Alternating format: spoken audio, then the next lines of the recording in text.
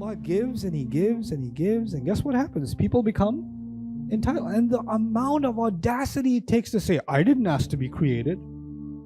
I didn't ask to be alive. Why are you so depressed? Because I used to have a lot of friends and now they don't like me. Or because she left me or he left me. That's why the universe shouldn't have created me. You see how like absurdly petty we become, and this is what happens when purpose is missing. By the way, when purpose is missing, the smallest thing becomes your purpose. And when that smallest thing goes this way or that way, I don't want to exist. I don't want to believe in God. I don't want to believe in anything because I didn't get my way. Ya Allah. This is when human beings forget who made the Ar-Rahman made you with guidance.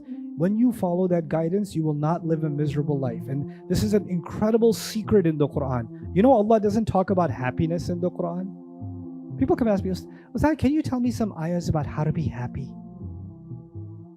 You know why? Because in the modern age, in the postmodern age, happiness is a goal. You know that, right? Happiness is a goal now. So how to be happy, videos have very high views. Watch this and you will be happy. You know, how to find happiness in your life. Oh my God. And everybody's got some, Hadith Abu Jahl, TikTok, on finding the secret to happiness. What is the Quran? The Quran's not talking about happiness. What's the Quran talking about? Purpose. You know why? Because when you live a life of purpose, then you get some byproduct. And you know what the first byproduct of that is? Happiness. Happiness is not a goal, it is a byproduct. Actually. When people study the Quran, when they engage with the Quran, what are they engaging with? Purpose. And what does Allah say about this purpose? فَبِذَلِكَ فَلْيَفْرَحُوا. And because of that, they should be filled with joy. He mentions happiness when they are pursuing Allah's word, because now you have actual substance in your life. And by the way, the most miserable people you will find in this world are people who are running after happiness. The one thing they don't have is happiness. Like, why can't I just be happy? I feel like something's missing. Yeah. Something's definitely missing. When Allah gave us the Quran, He knew our emotions. He knew, my psychological tendencies, my weaknesses, my strengths. He knew all of that, and He took all of that into consideration and then gave me the Quran. He says, أَلَا يَعْلَمُ مَنْ خَلَقَ. Doesn't He know who He created?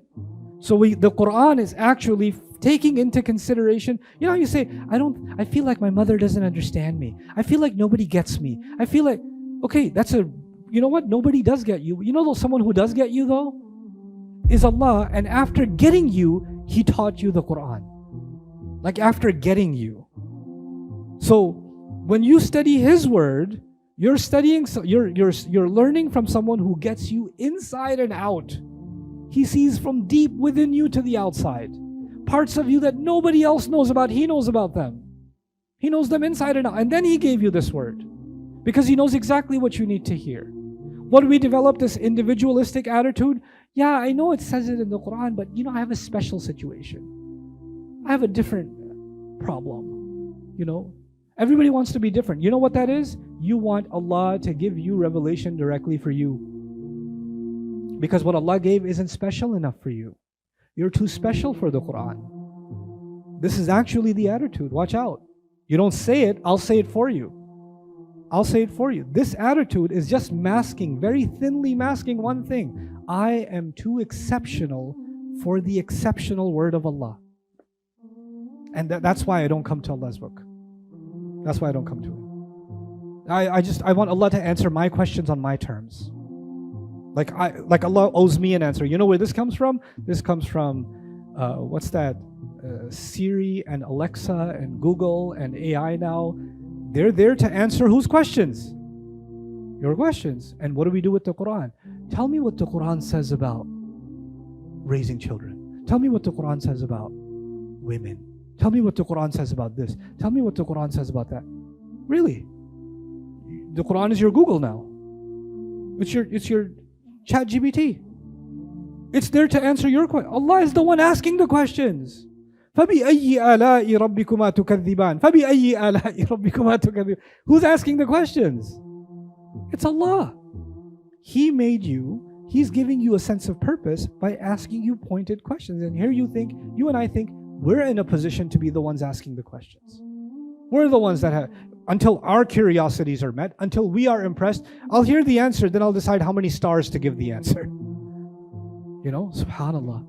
How far we've come. He says He created the human being, and He knows human beings can go very dark ways if they lose sight of guidance. And that's why He gave them the Quran. So now on the one hand, He says, لَقَدْ خَلَقْنَا الْإِنسَانَ فِي أَحْسَنِ تَقْوِيمٍ. Human beings have amazing potential. They were created in the most beautiful form.